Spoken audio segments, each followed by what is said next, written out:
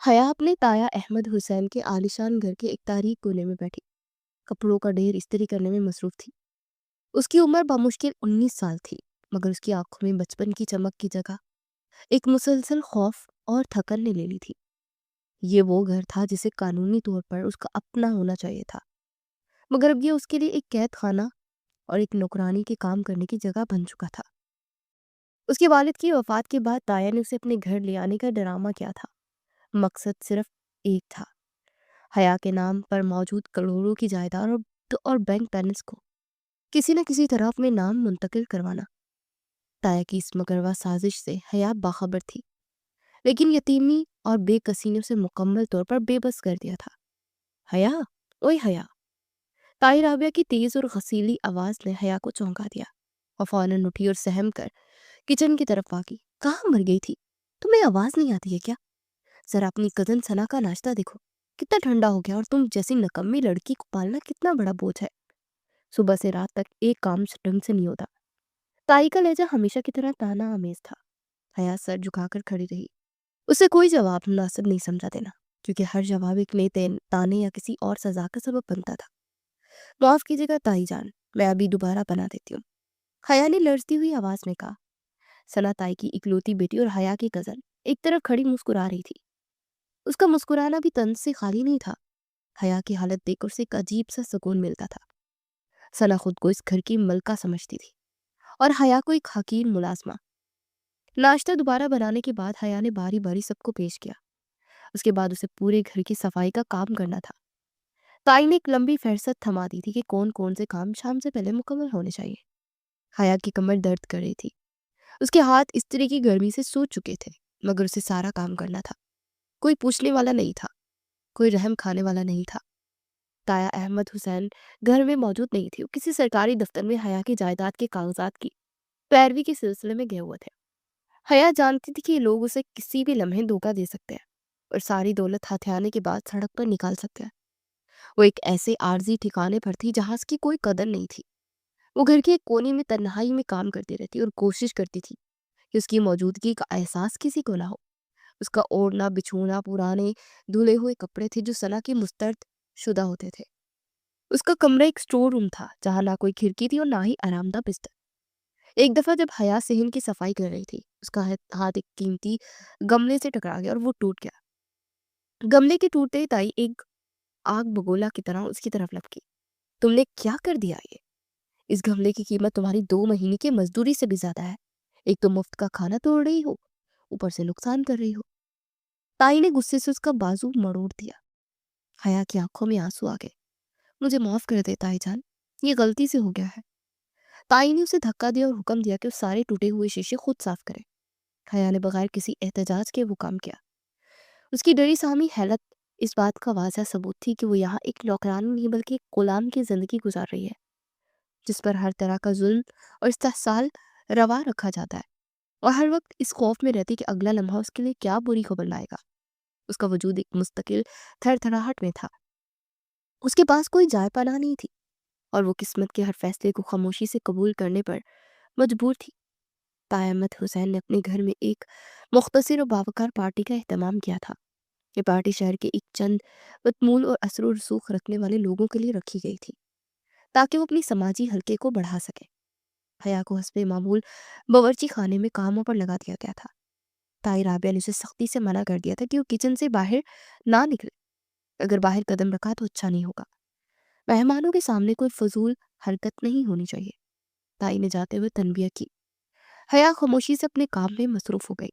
وہ جانتی تھی کہ اس کی عافیت اسی میں ہے کہ وہ نظروں سے اوجھل رہے۔ مہمانوں میں ایک معمر مگر انتہائی دولت مند شخص زاہد ملک بھی موجود تھے۔ اس کی عمر 50 سال سے تجاوز کر چکی تھی اور وہ کاروبار کا بڑا نام تھا۔ وہ ایک ایسے شخص کی تلاش میں تھا جو اس کے گھر کو سنبھال سکے اور حیادار ہو۔ اتفاق سے کچن کا دروازہ ہلکا سا کھلا اور حیا پانی لینے کے لیے قریبی کولر تک جانے لگی۔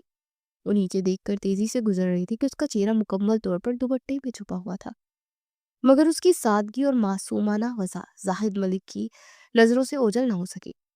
حیا نے جلدی سے پانی بھرا اور خوفزدہ ہو کر واپس کچن میں چلی گئی۔ زاہد ملک نے فوراً تایا احمد حسین کو اشارے سے اپنے پاس بلایا. مجھے وہ لڑکی پسند آ گئی ہے. زاہد ملک نے تایا سے براہ راست کہا, یہ جو ابھی یہاں سے گزری تھی نا, یہ کون ہے؟ تایا کے چہرے پر فوری طور پر لالچ کی لہر دوڑ گئی. وہ جانتے تھے کہ زاہد ملک کتنا امیر ہے. وہ میری بھتیجی حیا ہے, بہت ہی سیدھی سادی اور سلیقہ مند ہے. ماں باپ نہیں ہے, اس لیے میں نے اسے اپنے گھر میں پناہ دے رکھی ہے. تایا نے جھوٹا طرز کھاتے ہوئے جواب دیا, میں اس سے شادی کرنا چاہتا ہوں. زاہد ملک کا فیصلہ اٹل تھا. تایا کے لیے معاملہ دوہری کامیابی کا تھا. ایک تو حیا کی جائیداد انہیں ملنی ہی تھی, اب زاہد ملک کی دولت بھی ان کے پاس آ سکتی تھی.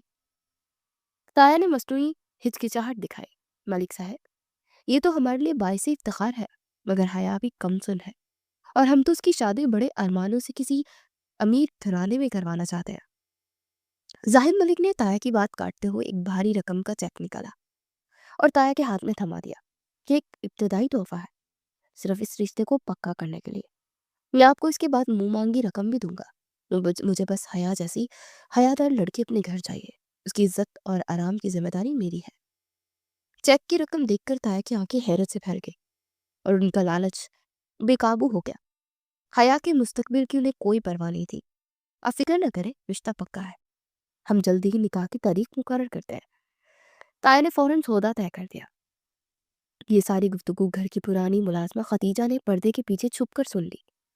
وہ حیا سے بہت محبت کرتی تھی اور اس پر ہونے والے ظلم سے واقف تھی.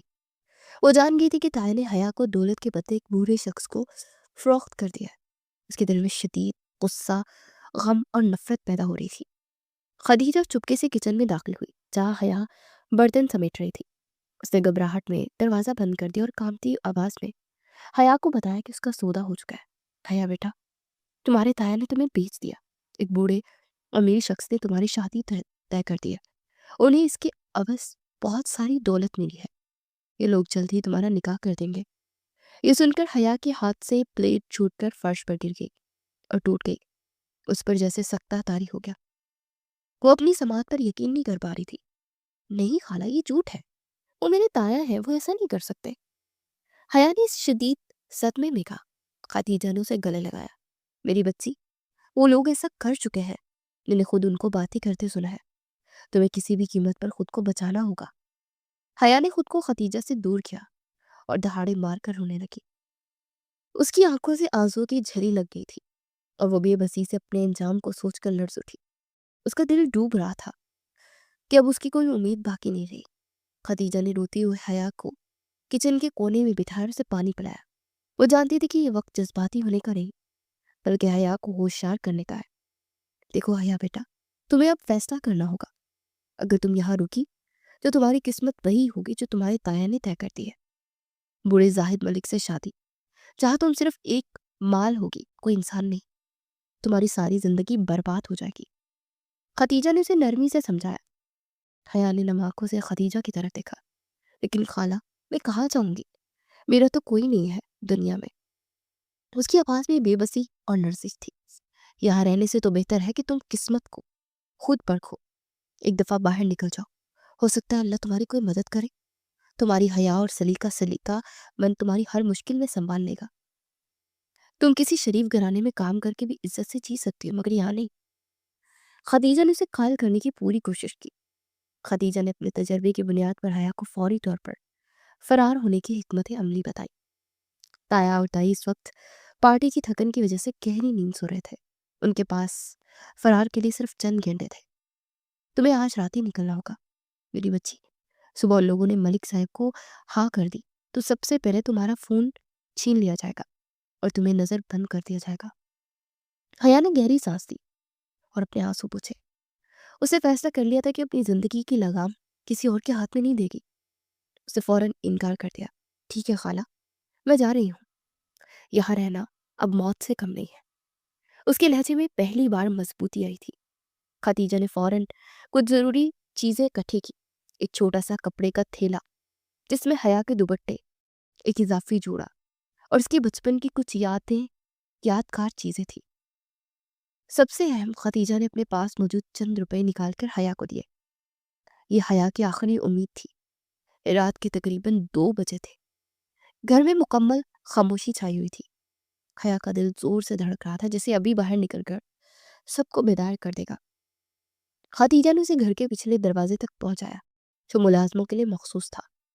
खतीजा ने दुआ के साथ हया के सर पर हाथ फेरा। जाओ बेटा, अल्लाह तुम्हारा मुहाफिज है, कभी पीछे मुड़कर मत देखना, तुम अपने बाप की इज्जत से बचा लो। हया ने आंसू को दबाते खतीजा को आखिरी बार गले लगाया। बहुत शुक्रिया खाला, आपने मेरी जान बचाई। और फिर हया ने सड़क की तरफ कदम बढ़ा दिए। वो अंधेरे में तेज तेज चल रही थी। उसका चेहरा खौफ और तशवीश से भरा हुआ था। सड़कें सुनसान थी और शहर की सर्द रात का खौफ उसके दिल को दहला रहा था। वो चलती रही जब तक वो एक मरकजी बस अड्डे पर नहीं पहुंची। उसने देखा कि एक बस किसी दूसरे बड़े शहर की तरफ जाने के लिए तैयार खड़ी है। तो उसने फौरन खतीजा के दिए हुए पैसों से टिकट खरीदा और बस में सवार हो गई। वो बस की खिड़की से अपने पिछले शहर को देख रही थी, जहां उसकी सारी जिंदगी एक नौकरानी की तरह गुजरी थी। उसे सुकून का सांस लिया। क्या वो आजाद है?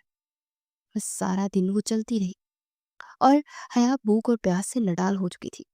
उससे कुछ भी नहीं खाया था, क्योंकि वो डर रही थी कि कहीं उसके ताया का कोई आदमी उसे देख न ले।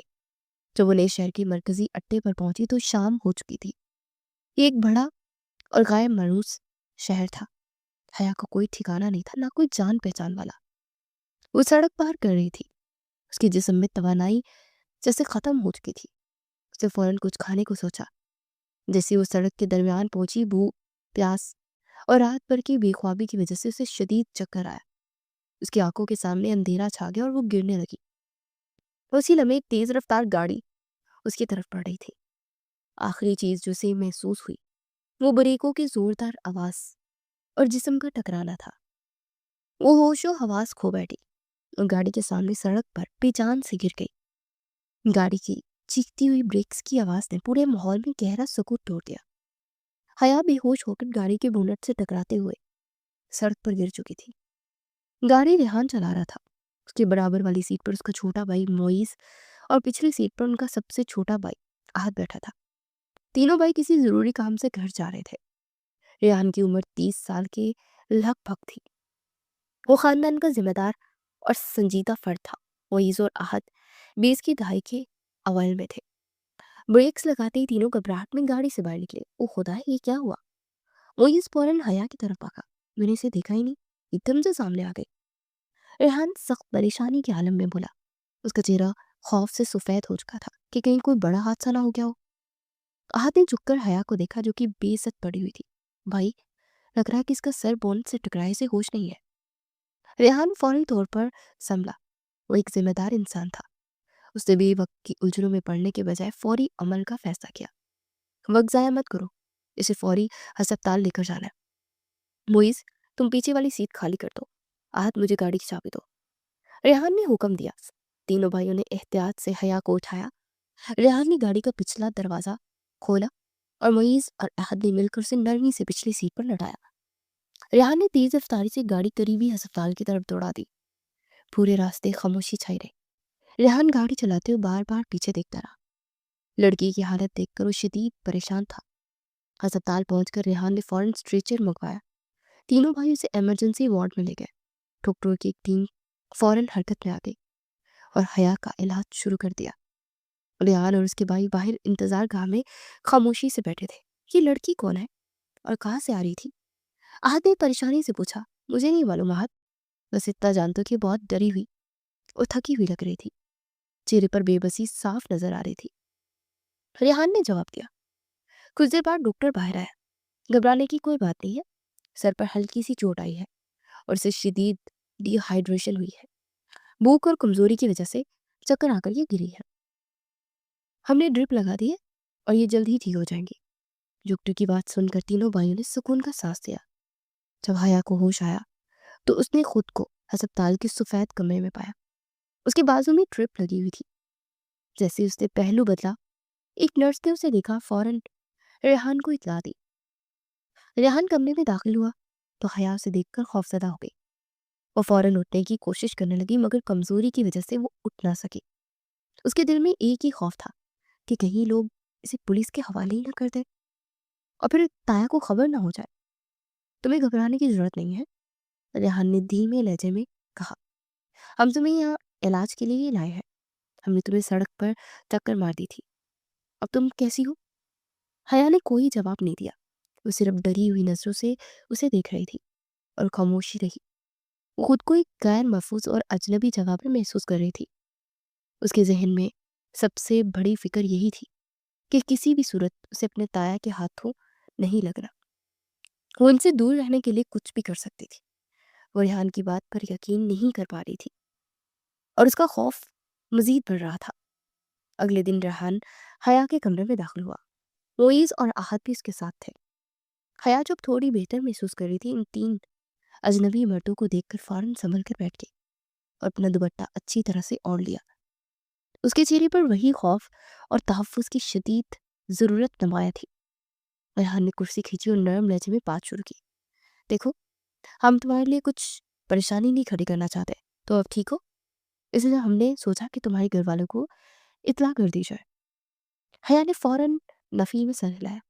اس کی آنکھوں میں دوبارہ خوف کا سمندر جھلکنے لگا۔ میں پوچھ رہا ہوں کہ تم کون ہو اور یہاں اکیلی کیوں گھوم رہی تھی؟ تمہارے گھر کا پتہ کیا ہے؟ ریحان نے فوراً سوال کیا۔ حیا نے نیچے دیکھتے ہوئے ہچکچاتے ہوئے کہا، میرا کوئی گھر نہیں ہے۔ ایسے کیسے ہو سکتا ہے؟ ہر کسی کا کوئی نہ کوئی گھر ہوتا ہے۔ ریحان نے تھوڑا سخت لہجہ اپنایا۔ وہ حیا کی حالت سے پریشان ہونے کے ساتھ ساتھ اس کے جھوٹ بولنے پر بھی شبہ کر رہا تھا۔ میں سچ کہہ رہی ہوں، میرا کوئی نہیں ہے۔ میں ایک جگہ نوکرانی کی طرح ہی رہتی تھی، وہ میرا گھر نہیں تھا۔ حیا نے وضاحت سے گریز کرتے ہوئے صرف اپنے فرار کے مقصد کو چھپانے کی کوشش کی۔ معیز نے آہستہ سے ریحان کے بازو کو چھوا تاکہ وہ نرمی سے بات کرے۔ معیز اور احد دونوں کو حیا کی مظلوم صورت اور شریفانہ انداز پر ترس آیا۔ دیکھو بہن، ہم پولیس کو بلانا نہیں چاہتے، مگر اگر تم نہیں بتاؤ گی تو ہمیں یہ کرنا پڑے گا۔ احد نے اسے سمجھانے کی کوشش کی۔ حیا یہ سن کر زاروں کی طرح رونے لگی۔ خدا کے لیے مجھے پولیس کے حوالے مت کریں، میں کہیں سے بھاگ کر آئی ہوں۔ میرے پیچھے کچھ بہت بڑے لوگ پڑے ہیں جو مجھے بیچنا چاہتے تھے۔ اگر پولیس میرے گھر والوں کو اطلاع کرے گی تو مجھے پکڑ لیں گے اور میری زندگی برباد کر دیں گے۔ اس نے ہاتھ جوڑ کر منت سماجت کی۔ ریحان نے غور سے اس کی بات سنی۔ لڑکی کے لہجے میں سچائی اور آنکھوں میں دہشت صاف نظر آ رہی تھی۔ وہ یقین نہیں کر پا رہا تھا کہ کوئی اپنے گھر سے صرف نوکرانی کی زندگی سے تنگ آ کر بھاگ سکتا ہے۔ اگر تم ہمیں کچھ نہیں بتانا چاہتی تو پھر ہم تمہیں دارالمان چھوڑ دیتے ہیں۔ جب تمہارے گھر والے تمہیں ڈھونڈ لیں گے تو وہ تمہیں وہاں سے لے جا سکتے ہیں۔ ریحان نے ایک حل پیش کیا۔ دارالمان کا نام سنتے حیا مزید گھبرا گئی۔ وہ جانتی تھی کہ اس کے تایا کسی بھی جگہ سے اسے ڈھونڈ سکتا ہے۔ نہیں پلیز، وہاں نہیں، میں وہاں نہیں جاؤں گی۔ میں سب کچھ کر لوں گی، میں محنت مزدوری بھی کر لوں گی، مگر مجھے وہاں مت چھوڑے۔ حیا روتی رہی اور مسلسل التجا کرتی رہی۔ معیز کو حیا پر بہت زیادہ ترس آ گیا۔ اسے ریحان کو ایک طرف لے جا کر سرگوشی کی۔ بھائی، یہ دیکھو، یہ لگتی کسی شریف گھرانے کی لڑکی ہے۔ اس کا بات کرنے کا انداز، اس کی حیا، یہ سب بتا رہی ہے کہ جھوٹ نہیں بول رہی۔ احد نے بھی معیز کی تائید کی۔ ہاں بھائی، یہ بچی کسی مصیبت میں ہے اور خوفزدہ ہے۔ ہم اسے کچھ دن اپنے گھر میں کیوں نہیں رکھ لیتے جب تک اس کے وارث کو کوئی سراغ نہیں ملتا؟ ہم سب گھر میں ہیں، کسی قسم کا کوئی مسئلہ نہیں ہوگا، اور یہ بیچاری لڑکی کہاں جائے گی؟ ریحان الجھن میں پڑ گیا۔ وہ ایک اصولی شخص تھا، وہ کسی اجنبی کو گھر لانا اس کے اصولوں کے خلاف تھا، لیکن حیا کی معصومیت اور بھائیوں کی اصرار نے اسے مجبور کر دیا۔ اسے محسوس ہو رہا تھا کہ اگر اس نے اسے دارالمان بھیجا تو یہ لڑکی مزید کسی بڑی مشکل کا شکار ہو سکتی ہے۔ ٹھیک ہے، مگر صرف عارضی طور پر، جب تک ہم کوئی حل نہیں نکال لیتے، لیکن تم اس سب کچھ معلوم کرنے کی کوشش کرو گے۔ ریحان نے بے دلی سے بھائیوں کی بات مان لی۔ ریحان نے حیا کو بتایا کہ اسے اپنے گھر لے جا رہا ہے۔ حیا کی آنکھوں میں امید کی کرن جاگی اور اس نے آنسوں کے ساتھ سب کا شکریہ ادا کیا۔ ریحان نہ چاہتے بھی حیا کو ہسپتال سے اپنے گھر لے آیا۔ اس کے دل میں کئی وسوسے تھے۔ وہ اجنبی لڑکی پر اعتبار نہیں کر سکتا تھا، مگر بھائیوں کے اصرار اور حیا کی بے بسی نے اسے مجبور کر دیا تھا۔ وہ حیا کو اپنے گھر کے ایک علیحدہ کمرے میں لے گیا اور اسے آرام کرنے کو کہا۔ معیز اور احد حیا کو گھر میں دیکھ کر بہت خوش ہوئے۔ چونکہ ان کی کوئی بہن نہیں تھی تو انہوں نے حیا کو فوراً ہی چھوٹی بہن کا درجہ دے دیا۔ وہ دونوں حیا کی ہر ضرورت کا خیال رکھنے لگے اور اسے اپنائیت کا احساس دلانے کی کوشش کی۔ حیا، اب بالکل آرام سے رہے، یہ آپ ہی کا گھر ہے، آپ کا کوئی کام نہیں کرنا، بس خود کو ٹھیک کریں۔ فہد نے اسے کہا۔ حیا نے اس کی شفقت دیکھی تو اس کے دل کو کچھ سکون ملا۔ اس نے زندگی میں صرف نفرت اور طعنے ہی دیکھے تھے، یہ محبت اس کے لیے ایک نئی اور انوکھی چیز تھی۔ اس نے تشکر بھری نظروں سے انہیں دیکھا۔ ریحان کا رویہ اس کے برعکس محتاط تھا۔ وہ دور سے ہی حیا کے ہر عمل کا مشاہدہ کرتا۔ وہ چاہتا تھا کہ حیا جلد از جلد اپنے بارے میں سب کچھ بتا دے تاکہ وہ اس مسئلے کو ختم کر سکے۔ جب حیا کی صحت کچھ بہتر ہوئی تو وہ گھر کے کاموں میں دلچسپی لینے لگی۔ وہ خاموشی سے چھوٹے چھوٹے کام کرنا شروع کر دیتی، کچن میں جا کر برتن سمیٹنا، کمروں کو ترتیب دینا اور ہر چیز کو سلیقے سے رکھنا۔ اس کا یہ انداز ریحان کے بھائیوں کو بہت پسند آیا۔ حیا کی خاص بات یہ بھی تھی کہ وہ ہر وقت دوپٹے میں رہتی۔ گھر کے اندر بھی اس نے اپنے سر کو ہمیشہ ڈھانپ کر رکھا، دوپٹے سے چہرہ بھی چھپائے رکھتی۔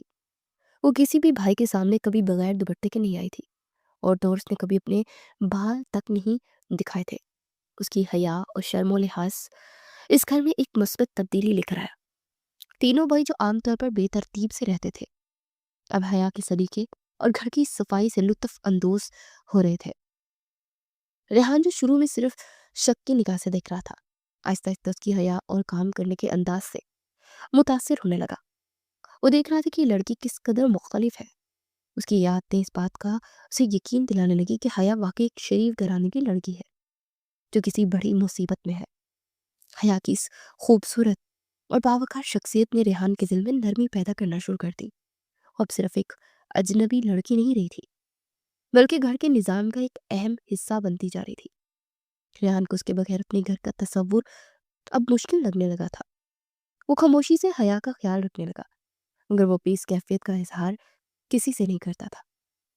حیا کی موجودگی نے ریحان کے گھر کے ماحول کو مکمل طور پر بدل دیا۔ اسے نہایت سلیقے سے گھر کا سارا نظام سنبھال لیا۔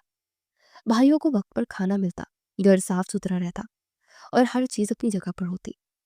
ریحان اور اس کے بھائیوں کی بے ترتیبی والی زندگی میں ایک خوبصورت نظم و ضبط آ گیا تھا۔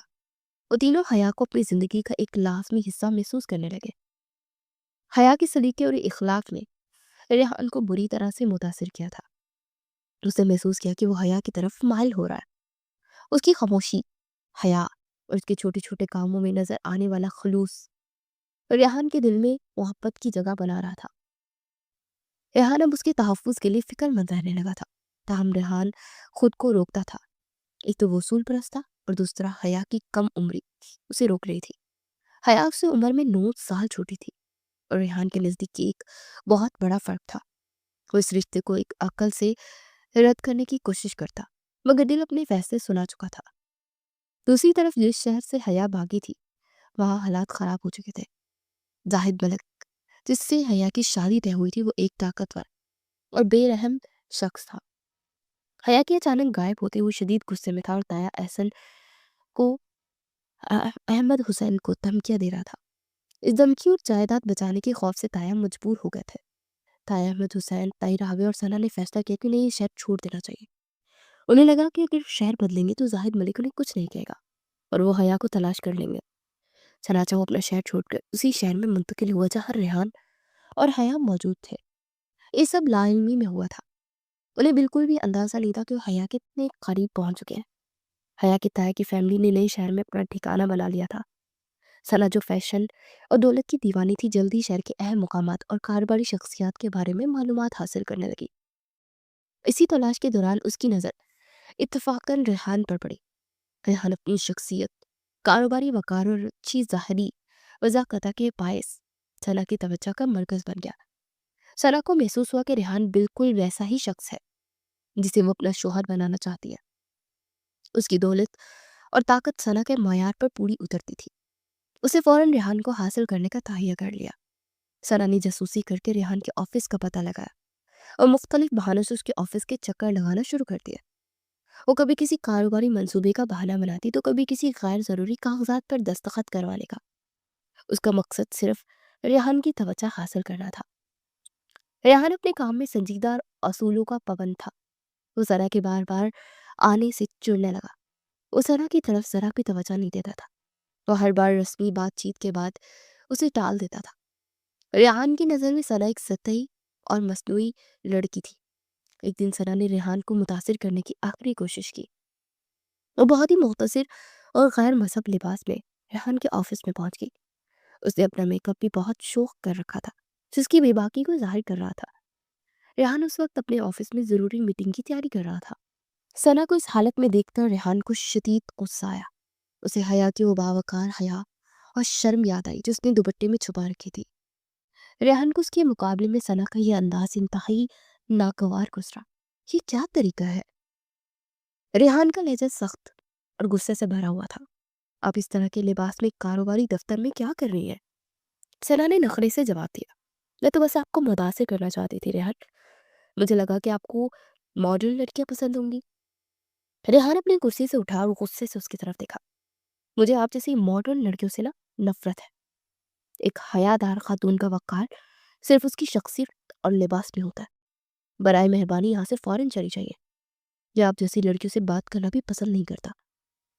सना की इस तरह बेइज्जती कभी किसी ने नहीं की थी। वो जलील होकर वहां से निकल गई, मगर उसके दिल में रेहान को हासिल करने का जुनून और भी भर गया था। उसने कसम खाई कि वो रेहान को किसी भी तरह से हासिल करके रहेगी। और रेहान को मालूम नहीं था कि ये वही लड़की है जिसकी कजन उसके घर में मौजूद है। रेहान और हया के दरमियान ताल्लुकात में एक खामोश मगर मजबूत रिश्ता कायम हो चुका था। रेहान उसकी हिफाजत के हवाले से बहुत हसास हो चुका था, मगर उसने अभी तक अपने जज्बात का इजहार नहीं किया था। एक दिन घर में ग्रोसरी खत्म हो गई और रेहान ने फैसला किया कि वो हया को अपने साथ मार्केट ले जाएगा। वो जानता था कि हया घर से बाहर निकलने से डरती है, मगर वो नहीं चाहता था कि हमेशा हया खुद को घर में यूं कैद महसूस करे। चलो हया, तुम भी चलो, तुम्हें कुछ जरूरत हो तो फिर तुम भी देख लेना। रेहान ने उसे नरमी से कहा। हया पहले तो घबराई, लेकिन फिर रेहान को देखकर वो इनकार न कर सकी। उसने खुद को दुपट्टे में अच्छे से छुपाया और रेहान की गाड़ी में बैठ गई। वो शहर की सड़कों को देख रही थी जो उसके लिए मुकम्मल तौर पर अजनबी थी। उसका दिल तेजी से धड़क रहा था। उसे हर अजनबी चेहरे में अपने ताया या ताई का अक्स नजर आ रहा था। गाड़ी एक मसरूफ सिग्नल पर रुकी। रेहान सड़क पर हो रहे कामों को देखने लगा। हया खौफजदा निगाहों से इर्द गिर्द देख रही थी। उसी लम्हे उसकी नजर साथ वाली गाड़ी में पड़ी जो उसके बिल्कुल बराबर खड़ी थी। हया ने जैसे उसकी गाड़ी के अंदर बैठे शख्स को देखा, उसके दिल की धड़कन रुक गई। शीशे के अंदर बैठे हुए ताया अहमद हुसैन अपने मोबाइल पर मसरूफ नजर आए। हया का पूरा जिस्म फौरन कांपने लगा। ताया, उसके मुंह से एक दबी हुई चीख निकली। उसने लम्हा पर भी जाया नहीं किया और शदीद खौफ के आलम में फौरन रेहान के बाजू के पीछे छुप गई। उसने अपना सर रेहान की सीट से लगा दिया और दुपट्टे को अपने चेहरे पर मजबूती से लपेट लिया। वो इस तरह सुकड़ गई कि जैसे गाड़ी में मौजूद ही ना हो। रेहान इस गैर मुतवक्का हरकत पर हैरान रह गया। उसे झुककर हया की तरफ देखा। हया, क्या हुआ, तुम ठीक हो? उसने फिक्रमंदी से पूछा। हया ने कांपते हुए बहुत ही धीमी आवाज में कहा, वो लोग, वो मेरे ताया है, साथ वाली गाड़ी में, प्लीज गाड़ी चलाओ, वरना वो मुझे देख लेंगे। हया की आवाज खौफ से भीगी हो गई थी। वो तकरीबन रो रही थी। रेहान ने एक लम्हे के साथ साथ वाली गाड़ी की तरफ देखा। एक मगरूर और बदमिजाज सा शख्स फोन पर बात कर रहा था। रेहान को फौरन एहसास हुआ कि हया का खौफ हकीकी है।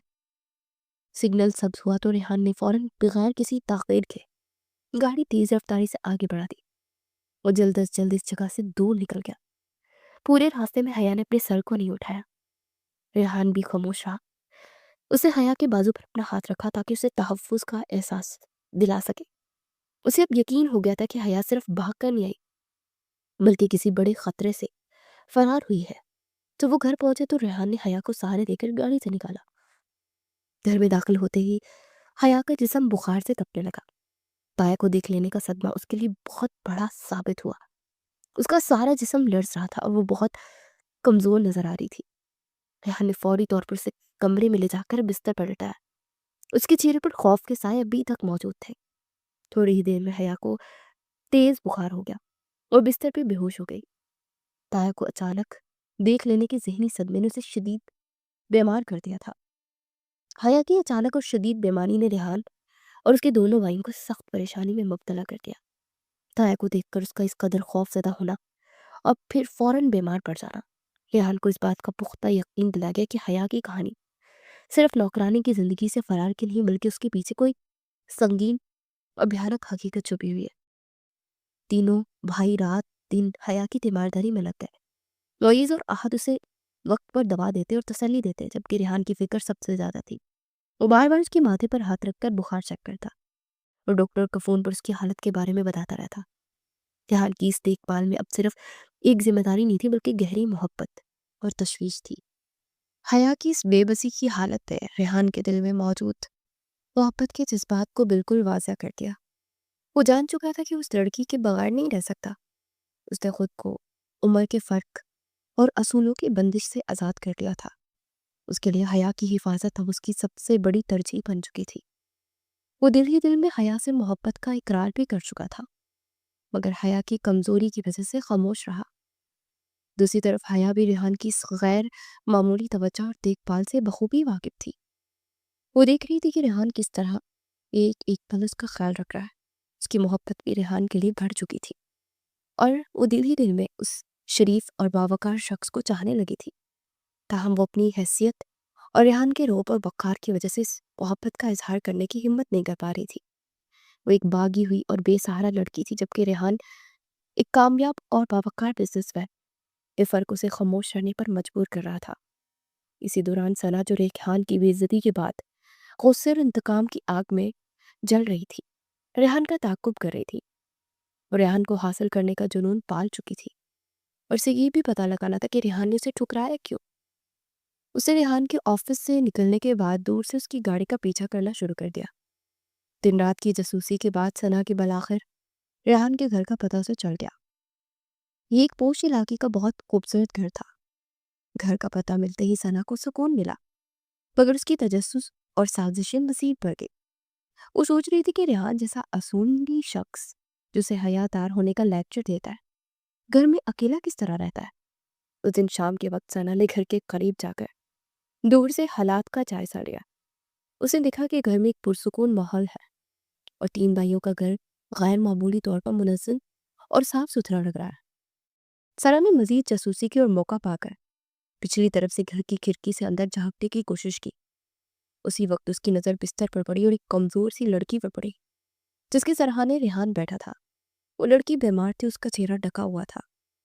ثنا کو فوراً شبہ ہوا کہ یہ کوئی کون لڑکی ہے جو ریحان کے گھر میں اس طرح رہ رہی ہے۔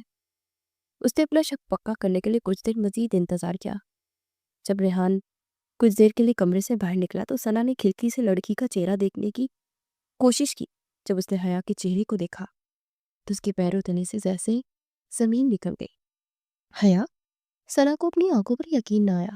وہ لڑکی جو اچانک ان کے گھر سے غائب ہو گئی تھی، وہ یہاں ریحان کے بستر پر اس کے گھر میں موجود ہے۔ ثنا کا غصہ آسمان کو چھونے لگا۔ ایک طرف ریحان نے اسے بے حیا کہہ کر ٹھکرایا اور دوسری طرف اس کی کزن، جسے وہ نوکرانی سمجھتی تھی، ریحان کے گھر میں آرام کر رہی تھی۔ ثنا نے اسی لمحے ایک ہنگامہ کھڑا کرنے کا فیصلہ کر لیا۔ وہ وہاں سے خاموشی سے نکل گئی، مگر اس کے دل میں انتقام اور شدید حسد نے جگہ لے لی تھی۔ وہ جانتی تھی کہ اس ایک رات سے وہ ریحان اور حیا دونوں کی زندگی برباد کر سکتی ہے۔ حیا ابھی تک بستر پر کمزور لیٹی ہوئی تھی اور ریحان کے بھائی معیز اور احد اس کی خیریت پوچھنے اس کے کمرے میں موجود تھے۔ ریحان کچن میں ان کے لیے ہلکی پھلکی غذا تیار کر رہا تھا۔ اسی اسنا میں گھر کے باہر زوردار دستک ہوئی اور پھر بیل مسلسل بجنے لگی۔ معیز نے جا کر دروازہ کھولا تو سامنے ثنا کھڑی تھی، جس کا چہرہ غصے اور حسد سے تمتما رہا تھا۔ اس کے پیچھے اس کے والدین تایا احمد حسین اور تائی رابعہ موجود تھی۔ ثنا نے کسی کے اندر آنے کا انتظار نہیں کیا اور زبردستی گھر میں گھس گئی۔ یہ کیا تماشا ہے؟ ثنا نے آتی اونچی آواز میں چیخنا شروع کر دیا۔ تم نے مجھے ٹھکرایا اور اس کی عوض ایک چھپی ہوئی لڑکی کو گھر میں رکھا ہوا ہے؟ معیز اور احد حیران اور پریشان رہ گئے۔ آپ کون ہیں اور یہ کیا بدتمیزی ہے؟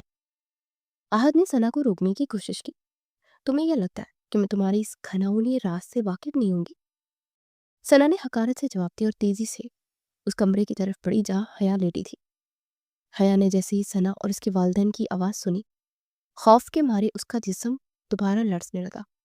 وہ تکیے میں منہ چھپا کر رونے لگی۔ रेहान आवाज़ें सुनकर दौड़ता हुआ बाहर आया। सना को अपने घर में देखकर गुस्से से भर गया। आप यहाँ क्या कर रही हैं?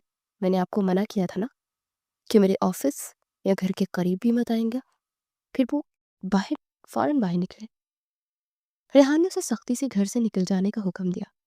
सना ने रेहान की बात को नज़रअंदाज किया और कमरे में दाखिल होकर हया के करीब पहुंच गई। ओह, तो ये है वो हयादार लड़की जिसकी वजह से तुमने मुझे ठुकराया? ये मेरी कज़न है हया, एक भागी हुई और बदतमीज लड़की है जो हमारे घर में मुलाजमा बनकर रहती थी। सना ने हया को बाजू से पकड़कर खींचने की कोशिश की और उसे मारने के लिए हाथ उठाया। रेहान गुस्से से पागल हो गया। वो फौरन आगे बढ़ा और हया के आगे ढाल बनकर खड़ा हो गया। मोईज और राहत ने भी सना को पकड़कर पीछे धकेला। खबरदार, अगर उसे हाथ पे लगाया। ये लड़की इस घर में बाइज्जत मेहमान है और इस पर हाथ उठाने की जुर्रत भी मत करना। रेहान ने सख्त लहजे में सना को धमकी दी। ताया अहमद हुसैन ने सूरत हाल को अपने हक में बदलने की कोशिश की। रेहान साहब, ये हमारी भतीजी है और ये हमारे घर से जायदाद लेकर भागी है। हम इसे लेने आए हैं। तुमने इसे अगवा किया है, हम पुलिस को इत्तला देंगे। ये इल्जामात सुनकर हया मजीद बर्दाश्त न कर सकी। वो रोते हुए बिस्तर से उठी और रेहान के पीछे खड़े होकर चीख पड़ी। मैंने कोई जायदाद नहीं ली। ये झूठ कह रहे हैं। मैंने सिर्फ सिर्फ और सिर्फ अपनी जान बचाने के लिए फरार इख्तियार किया था। फिर हया ने रोते हुए एक एक लफ्ज़ को सख्ती से अदा करते हुए सबको अपने साथ होने वाले सारे जुल्म की दास्तान सुना दी। फिर ताया ने मेरी सारी जायदाद हड़प करने की कोशिश की है। जब मैंने इनकार किया तो इन्होंने मुझे एक बूढ़े और अमीर शख्स को बेच दिया जो मुझसे ज़बरदस्ती शादी करना चाहता था। मैं एक शादीशुदा मर्द की बीवी नहीं बनना चाहती थी जो मुझसे सिर्फ मेरी दौलत के लिए शादी करे। हया ने रोते हुए सिग्नल पर ताया को देखने और उसके बाद बीमार पड़ जाने की सारी कहानी सुनाई। मैं इसीलिए भागी थी ताकि मेरी ज़िंदगी तबाह ना हो जाए और मेरी इज्जत महफूज रहे। अब जब आप लोगों को सब कुछ मालूम हो ही गया है तो मैं यहाँ मज़ीद नहीं रह सकती। मुझे यहाँ से जाना होगा। अगर ये लोग मुझे दोबारा पकड़ लेंगे तो वो मुझे मार डालेंगे। हया के सच को सुनकर तीनों भाइयों के चेहरे पर शदीद दुख और गुस्सा छा गया। रेहान की आंखों में ताया के लिए नफरत उभर गई। वो जान गया था कि ये लोग किस कदर घटिया है। सना ने उसे मजीद बुरा भला कहना चाहा मगर रेहान ने कसीली नज़र उसे खामोश कर दिया। ताई राबिया और ताया अहमद हुसैन खौफजदा होकर कि कहीं रेहान पुलिस को ना बुला ले। चलो यहाँ से, हम इन लोगों को बाद में देखेंगे। ताया ने गुस्से में कहा और सना और ताई को खींच कर घर से बाहर ले गए। घर में एकदम सुकून हो गया। हया रोते हुए बिस्तर पर बैठ गई। सब भी यहाँ से चले जाने का खौफ खाया जा रहा था।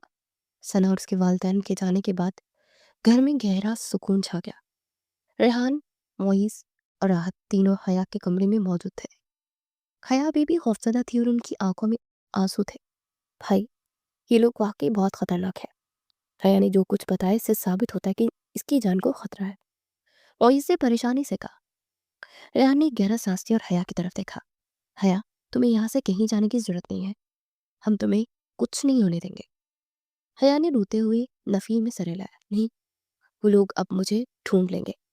उसी शहर में है और मेरे ताया तो यहाँ तक आ गए हैं। अब वो किसी तरह भी मुझे दोबारा अपने साथ ले जाने की कोशिश करेंगे या पुलिस को लाकर झूठा केस बनाएंगे। आप लोग मेरी वजह से मुश्किल में ना पड़े। उसी लम्हे रेहान के छोटे भाई आहत ने एक बड़ा फैसला कुन मशवरा दिया। भाईजान, अगर हया चलेगी तो वो यकीनन उसे दोबारा बेच देंगे या उसे कत्ल भी कर सकते हैं। वो लोग अगर पुलिस को ले आए तो वो ये साबित करने में कामयाब हो जाएंगे कि हमने इसे अगवा किया है, क्योंकि हमारे पास हया के यहाँ होने का कोई कानूनी जवाब नहीं है। रेहान की पेशानी पर बल पड़ गए। वो जानता था कि हाथ की बात में वजन है। पुलिस का मामला पेचीदा हो सकता था और वह किसी भी तरह हया को खतरे में नहीं डालना चाहता था। तो क्या हल है? रेहान ने उलझन में पूछा। मोइज़ ने आगे बढ़कर रेहान के कंधे पर हाथ रखा। भाईजान, हल एक ही है। हमें हया का निकाह आपसे कर देना चाहिए। रेहान ये सुनकर चौंक गया। क्या कह रहे हो मोइज़? तुम जानते हो मैं और हया? हम जानते हैं भाई, आपको उससे मोहब्बत है और उसे भी आपसे दिली लगाव हो चुका है। आहत ने रेहान की बात काटी। और अगर मोहब्बत नहीं भी है तो हया की हिफाजत के लिए ये वाहिद और आखिरी हल है। اگر آپ کا اور حیا کا نکاح ہو جاتا ہے تو پھر تایا اس کا کچھ نہیں بگاڑ سکتے۔ آپ قانونی طور پر اس کے شوہر ہوں گے اور وہ آپ کی بیوی، اور وہ اسے اغوا شدہ کہہ کر پولیس نہیں لا سکیں گے۔ اس کی جائیداد پر بھی ان کا دعویٰ کمزور پڑ جائے گا۔ معیز نے بات جاری رکھی، یہ نکاح ابھی اسی وقت ہونا چاہیے۔ اگر وہ لوگ آج رات میں واپس آ گئے تو ہم کچھ نہیں کر پائیں گے۔ آپ کو یہ فیصلہ حیا کی جان اور عزت بچانے کی خاطر کرنا ہوگا۔ ریحان خاموش ہو گیا۔ اس کا دل ایک طرف حیا کے لیے محبت اور دوسری طرف اچانک اور غیر متوقع صورتحال سے لڑ رہا تھا۔ وہ ہمیشہ ہر کام منصوبہ بندی سے کرتا تھا، مگر یہ فیصلہ اچانک اور جلد بازی میں کرنا پڑ رہا تھا۔ اسے یاد آیا کہ کیسے وہ عمر کے فرق کی وجہ سے خود کو روکتا رہا تھا، مگر اب یہ رکاوٹ کوئی معنی نہیں رکھتی تھی جب اس کے سامنے حیا کی زندگی کا سوال تھا۔ ریحان نے مڑ کر حیا کی طرف دیکھا۔ حیا کا سر جھکا ہوا تھا اور وہ ڈر کے مارے خاموش بیٹھی تھی۔ اس کی خاموشی ایک طرح کی رضامندی تھی، اور ریحان کی محبت اور حفاظت کے دائرے میں رہنا چاہتی تھی۔ اور ریحان نے ایک لمبی سانس لی اور اپنے اندر کی کشمکش کو ختم کیا۔ ٹھیک ہے، میں تیار ہوں۔ حیا کی عزت اور حفاظت میری پہلی ترجیح ہے۔ ہم ابھی نکاح کرتے ہیں۔ ریحان نے دونوں بھائیوں سے کہا کہ وہ فوراً قریبی مسجد کے امام اور 2 گواہوں کو لے آئے۔ بھائی فوراً حکم کی تعمیل میں نکل گئے۔ ریحان نے حیا سے دوبارہ پوچھا، حیا، یہ تمہاری مرضی کے خلاف نہیں ہونا چاہیے، تم مطمئن ہو؟ حیا نے سر اٹھایا۔ اس کی آنکھوں میں آنسو تھے، مگر ایک گہری شکر گزاری بھی تھی۔ میں اس پر راضی ہوں ریحان، آپ نے میری جان بچائی ہے، مجھے آپ پر پورا بھروسہ ہے۔ تھوڑی ہی دیر میں مسجد کے امام صاحب اور گواہ کرا گئے۔ گھر میں سادگی سے نکاح کی تقریب منعقد ہوئی۔ نہ کوئی رشتہ دار، نہ کوئی بڑا اہتمام۔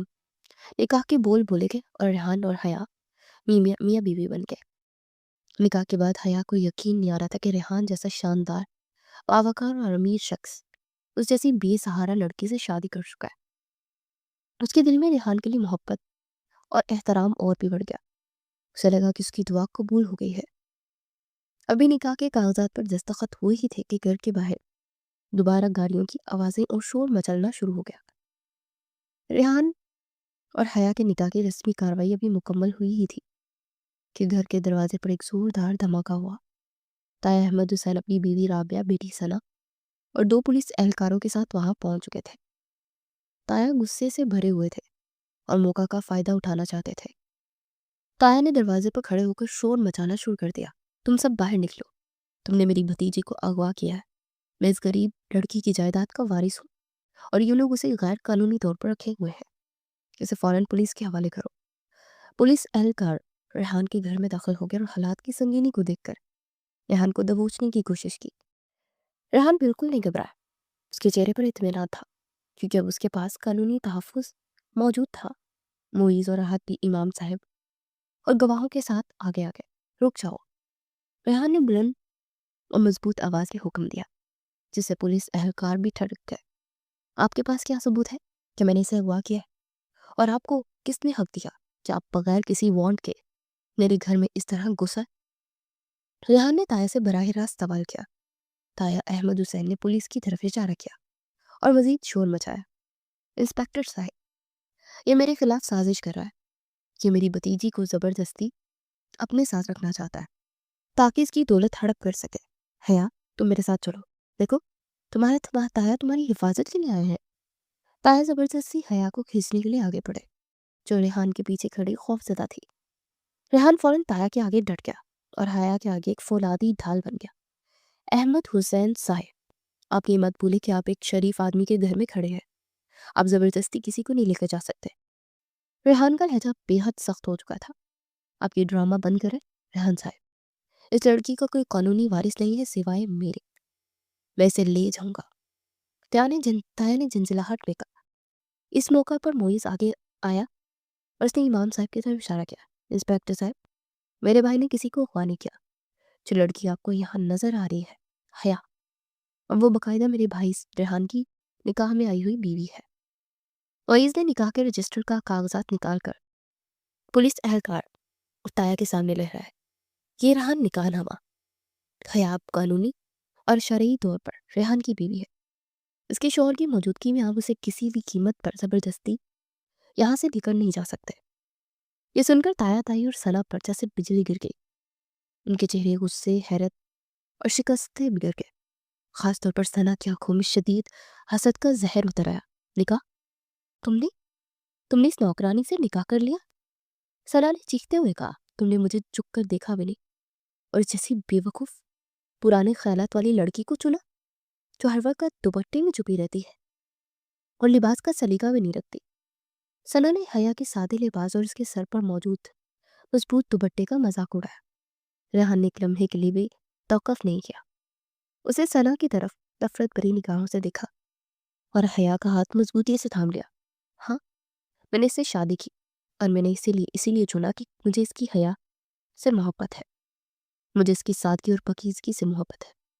रेहान ने जवाब दिया और हर लफ्ज पर जोर दिया।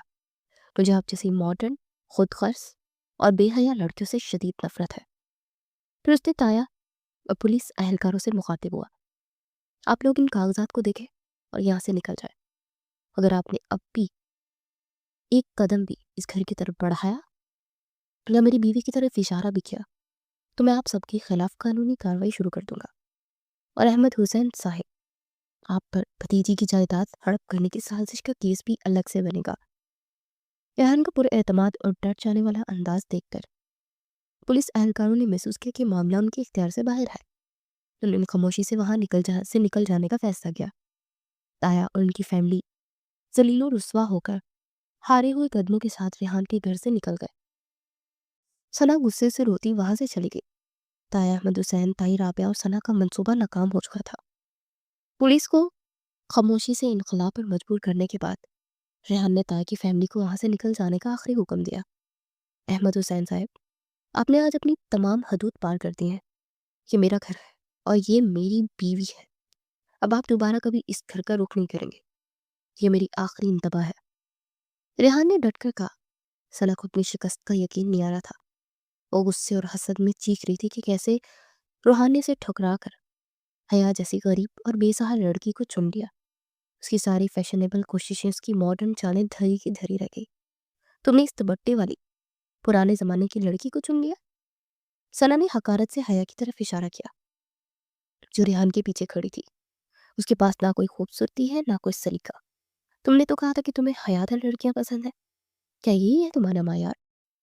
रेहान का जवाब सना के गुरूर को मजीद पाश पाश कर गया। उसने हया का हाथ अपने हाथ में लिया और सना की तरफ देखते हुए पुरएतमाद और मजबूत आवाज में कहा, जी हाँ, मुझे इसकी हया से मोहब्बत है। मुझे इसकी मासूमियत और वक़ार से मोहब्बत है। उससे भागकर अपनी इज्जत बचाई, जबकि तुमने अपनी इज्जत को खुद रुस्वा किया है। रेहान ने सना की बेजा मॉडर्नियत और इखलाकी गिरावट पर तंज किया। मुझे तुम्हारी जैसी मॉडर्न, खुदगर्ज और अक्ल से खाली लड़कियों से शदीद नफरत है, जिनके लिए हया सिर्फ एक मजाक है। हया ने मुझे सच्चाई और सलीके का मतलब समझाया। रेहान की बात सुनकर सना का चेहरा गुस्से से मजीद सुर्ख हो गया, मगर वो रेहान के सामने कुछ न कह सकी। रेहान की आंखों में जो फैसला कुन अंदाज था उसने सबको खामोश करवा दिया। ताई राबिया और ताया अहमद हुसैन अपने मंसूबे की नाकामी और अपनी बेटी की जिल्लत पर शर्मिंदा और गुस्से से भरे हुए थे। उनके पास अब कोई चारा नहीं था। पुलिस के एहलकार भी रेहान की तरफ झुकाव दिखा रहे थे। चलो अहमद, अब यहाँ रुकने का कोई फायदा नहीं, हम इन्हें बाद में देखेंगे। ताई राबिया ने हार मानते अपने शोहर से कहा। बलाखिर ताया अहमद हुसैन और उनकी फैमिली जलीलो रुस्वा होकर बगैर किसी कामयाबी के रेहान के घर से निकल गई। उनके जाने से घर में एकदम सुकून और इत्मीनान छा गया। मोइज और अहमद ने सुकून का सांस लिया। उन्होंने अपने भाई को मुबारकबाद दी और फिर इमाम साहब को शुक्रिया अदा करके रुखसत किया। दोनों छोटे भाइयों ने महसूस किया कि ये इन दोनों के लिए एक निजी और जज्बाती लम्हा है। उन्होंने मुस्कुराते रेहान और हया को अकेला छोड़ देने का फैसला किया ताकि वो एक दूसरे के साथ अपने रिश्ते के नए आगाज के बारे में बात कर सके। ताया ताई और सना की जिल्लत अमीज वापसी के बाद घर में एक गहरा सुकून छा गया। मोइज और आहद ने कमरे का दरवाजा बंद किया। रेहान और हया को अकेला छोड़ दिया। कमरे में दोनों मियाँ बीवी एक दूसरे के सामने खामोश खड़े थे। उनके दरमियान सिर्फ निकाह की रस्म की मोहर लगी थी। रेहान ने गहरी सांस ली और हया की तरफ कदम बढ़ाया। हया शर्मो हया से सर झुकाए खड़ी थी। उसका दिल गैर यकीनी की हालत में धड़क रहा था। वो अभी भी यकीन नहीं कर पा रही थी कि इस बेसहारा लड़की की किस्मत इस कदर खूबसूरत मोड़ ले चुकी है। रेहान ने नहायत नरमी से हया के शानों को छुआ और उसे बैठने का इशारा किया। हया, रेहान ने धीमे लहजे में बात शुरू की। मैं जानती हूँ कि ये सब बहुत जल्दबाजी में हुआ। मेरा और तुम्हारा निकाह महज तुम्हारी हिफाजत के लिए कानूनी हल था, मगर मैं तुम्हें यकीन दिलाना चाहता हूँ कि मेरे लिए सिर्फ एक कागज का टुकड़ा नहीं है। हया ने पहली बार सर उठाकर रेहान की तरफ देखा। उसकी आंखों में गहरी संजीदगी और खलूस था। जब मैंने तुम्हें पहली बार अस्पताल में देखा तो मैंने तुम्हारी आंखों में खौफ और बेबसी देखी थी, मगर उसके साथ ही तुम्हारे अंदर एक अजीब सी मासूमियत और वक़ार भी था। रेहान ने अपनी बात जारी रखी। उसकी आवाज़ में मोहब्बत का वाज़ेह एतराफ़ था। जब तुम मेरे घर आई और मैंने तुम्हें हया, तुम्हारे काम करने का सलीका और तुम्हारे पर्दे का एहतराम देखा, तो मैं समझ गया कि तुम कितनी ख़ास हो। रेहान की आंखों में गहराई थी। सच कहूँ तो हया, मुझे तुम पहली नज़र में ही पसंद आ गई थी। तुम्हारी मौजूदगी से मेरे घर और मेरी ज़िंदगी में जो तब्दीली आई उसने मुझे मजबूर किया कि मैं खुद से सच बोलूं। हया सुन रही थी। उसकी आंखों में नमी थी, मगर अब वो खौफ की नहीं बल्कि हैरत और मोहब्बत की नमी थी। मैं तुम्हें अपनी बीवी बनाना चाहता था, मगर उम्र का फ़र्क मुझे रोक रहा था। रेहान ने एक लम्हे के लिए तौक़ुफ़ किया। मैं तुमसे 9 साल बड़ा हूँ और मैं डरता था कि मैं तुम्हें अपनी ज़िंदगी में शामिल होने का हक नहीं रखता, मगर आज जब तुम्हारी जान खतरे में थी तो मेरे दिल ने फैसला किया कि कोई भी असूल तुम्हारी हिफाजत और मेरी मोहब्बत से ज़्यादा अहम नहीं है। रेहान ने हया के हाथ अपने हाथों में लिया और उसे मोहब्बत भरी निगाहों से देखा। हया, मैं तुमसे मोहब्बत करता हूँ। मेरा निकाह तुम्हारी हिफाजत के लिए हुआ था, मगर अब मैं इस रिश्ते को दिल से निभाना चाहता हूँ। मैं तुम्हें भरोसा दिलाता हूँ कि तुम्हारे साथ जो भी जुल्म हुआ मैं उसे भुला दूंगा। मैं तुम्हें हमेशा खुश रखूंगा और तुम्हारी हिफाजत करूंगा। तुम इस घर की मलका हो, मेरी जिंदगी की सबसे कीमती चीज। हया के लिए लम्हा नाकाबिले यकीन था। रेहान जैसा बावकार और बाइखलाक शख्स उससे मोहब्बत का इजहार कर रहा था। वो मजीद अपने जज्बात को ना छुपा सकी। हया ने आंसू पूछे और शर्मो हया के बावजूद पहली बार अपने दिल का हाल बयान किया। रेहान, मैं भी जब से आई हूँ मैंने सिर्फ आपकी शराफत, आपकी जिम्मेदारी और आपकी मोहब्बत महसूस की। मेरे लिए आप एक नजातो हिंद है। मैं अभी आपको चाहती। हया ने एक बात मीठी मुस्कुराहट के साथ कही, जिसमें सुकून और मोहब्बत दोनों शामिल थे। उसकी आंखों की खौफ अब एक नए खूबसूरत यकीन से बदल चुका था। रेहान ने सुकून का सांस लिया।